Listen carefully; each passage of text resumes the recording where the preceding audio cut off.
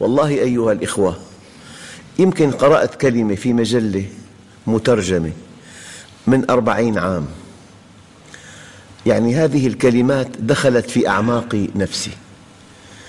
إذا أردت أن تسعد فأسعد الآخرين، فأنت أسعدهم، لأن الله شكور.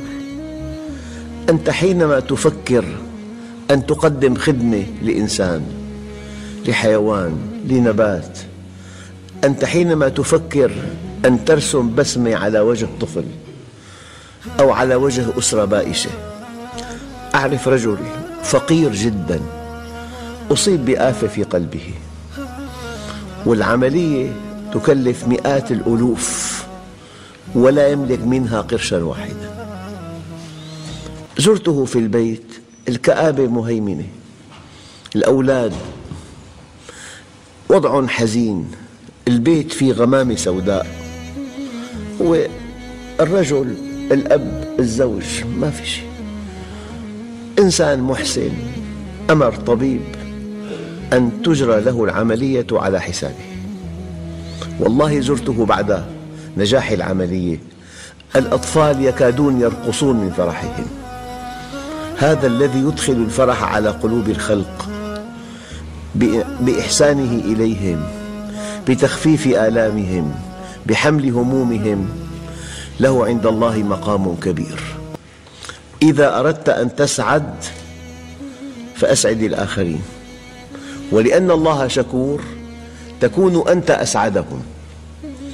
نحن في الأوراد نقول اللهم صل على سيدنا محمد وعلى آل محمد، وصل على أسعدنا سيدنا محمد. السعادة لا تأتي من المال، بل تأتي من اتصالك بالله عز وجل. فإذا قدمت خدمات لعباد الله فالله شكور، وعندئذ يشكرك. والله مرة أخ حدثني، قال لي أنا كنت خارج دمشق، وصلت إليها في الساعة 12 ليلا. القصة بالثمانينات بأزمة لبنان. رأى امرأة تمسك بطفل صغير وتبكي، وإلى جانبها زوجها. سأل، فالابن حرارته 42، هم غرباء من لبنان لا يعرفون أحدا.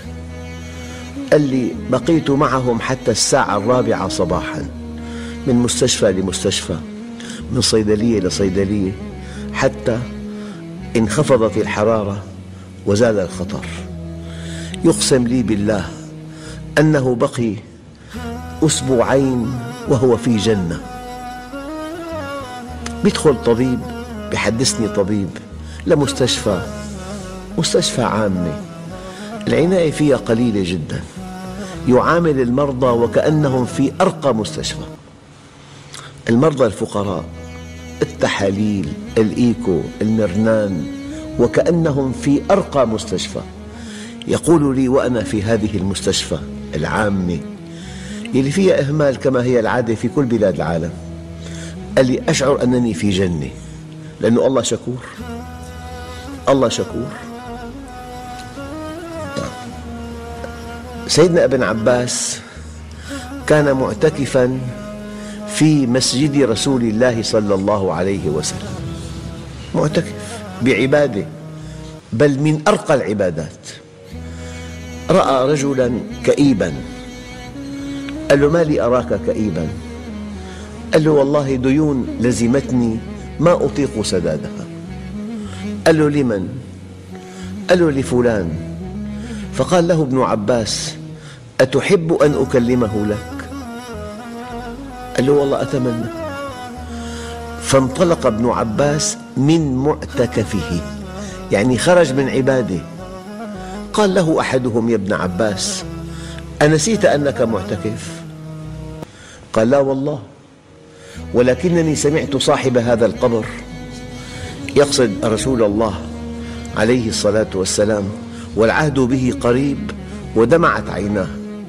سمعت صاحب هذا القبر يقول والله لأن أمشي مع أخ في حاجته خير لي من صيام شهر واعتكافه في مسجدي هذا. صيام من؟ صيام سيد الخلق. اعتكاف من؟ اعتكاف رسول الله. والله لأن أمشي مع أخ في حاجته خير لي من صيام شهر واعتكافه في مسجدي هذا.